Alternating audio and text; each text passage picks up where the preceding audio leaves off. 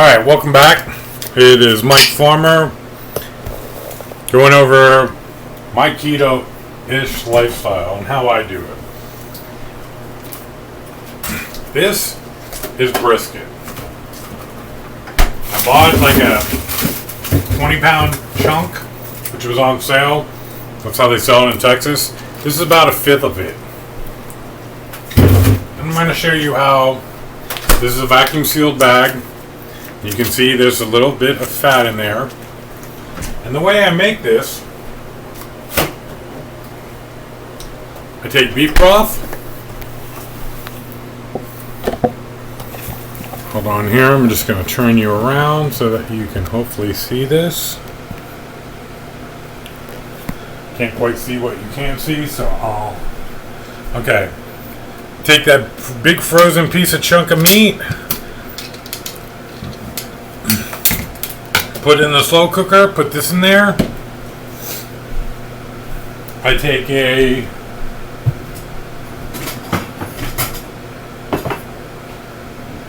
big hunk of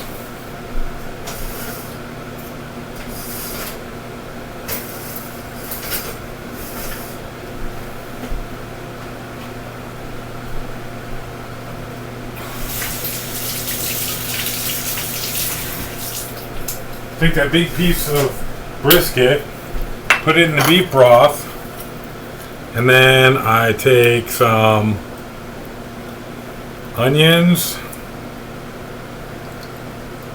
Actually, I took a gigantic onion.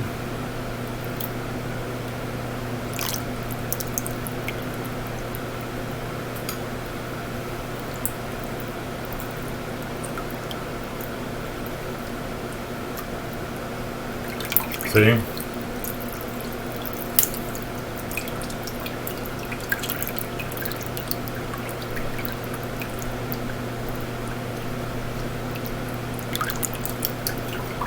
And some mushrooms.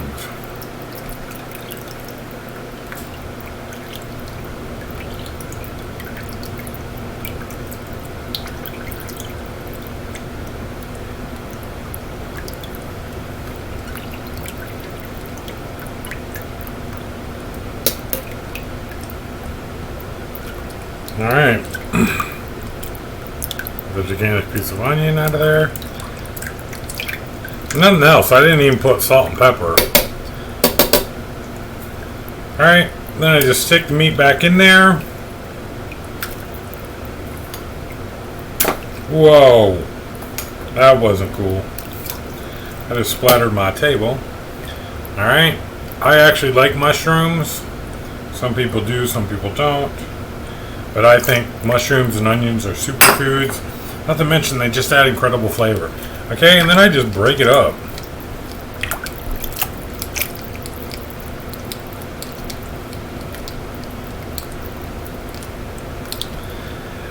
And then I freeze it, put it in a vacuum bag, and then stick it in the freezer. That vacuum bag you saw is actually being defrosted so that I can have it sometime soon. I cook this when I feel like I'm starting to run out.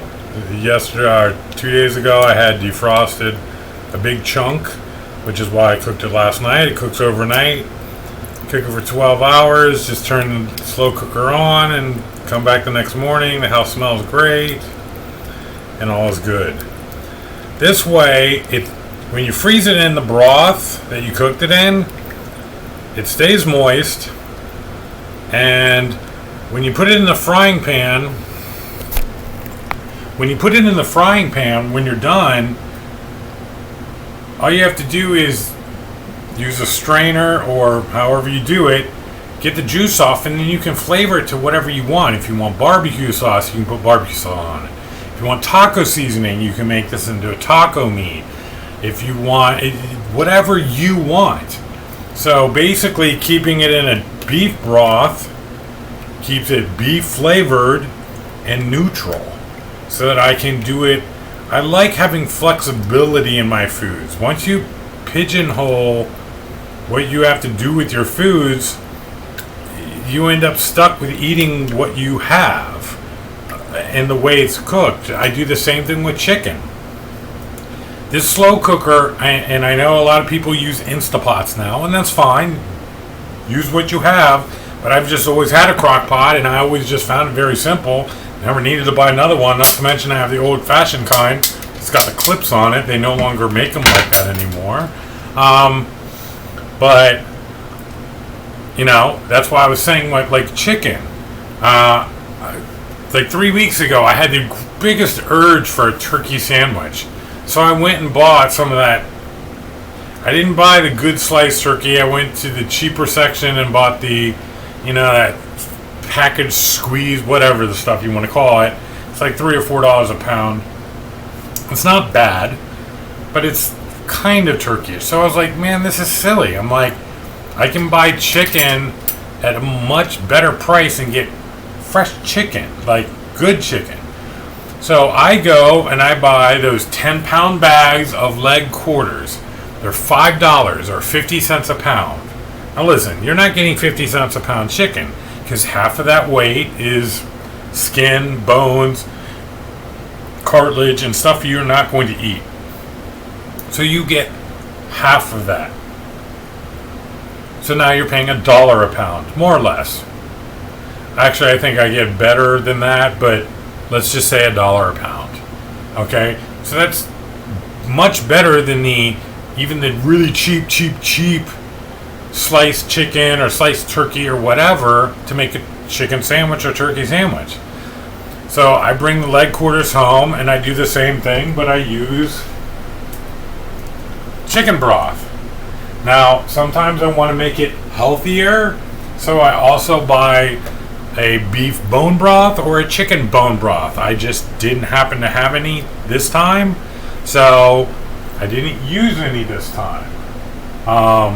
But, you know, little bone broth never hurt anybody. Like, when I make the chicken, though, the way I do it is I cook it, don't boil it till it separates, because then you end up with all that stuff that you don't want in your chicken cooking into the stew. I cook it kind of short term for about 4 hours until it's nice and cooked and it's almost falling off the bone. The skin could easily be peeled off. Then I put it into a glass bowl, let that cool, and then I just hand pick off all the good chicken. And then I'll sit there and just kind of nibble at the pieces of chicken that are left over, throw all the bones and skin into a bowl, throw it back in, and make my own bone broth. You can cool that, put it in the fridge for a couple of days or so. Once again, always verify, do your own research whenever you're doing anything. I use Google and researching everything. I see a white spot on my lemon. White spots on lemon. Okay, it tells you, you know what, feel it, if it's not fresh, blah, blah, blah, throw it out. You know, you can read several 3 to 5 to 10 different people's viewpoints and then make your own educated, make your own educated decision based on what you've heard. Obviously, if you listen to 10 people and they all say the same thing about something, it's probably right. If you have listened to 10 people and 5 say one thing and 5 say another, then you're going to have to spend a little more time and discern and,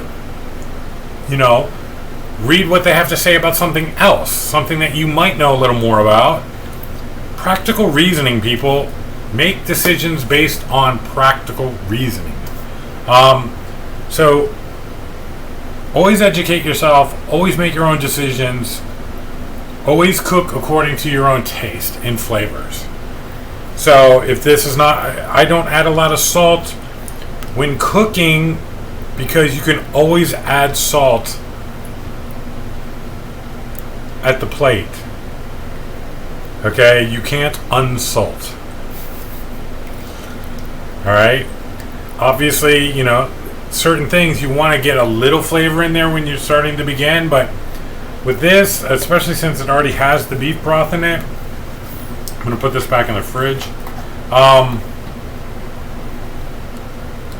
Alright, so So now that that's cooked, I'm actually going to turn this back on for a little while, just to let it kind of cook before I then cool it off to package it. And when I mean package it, means put it in a vacuum bag and put it in the freezer. Anyway, I'm going to put this in the fridge, so I wanted to show you that. Anyway, for now, I'm going to say goodbye and you have a good day.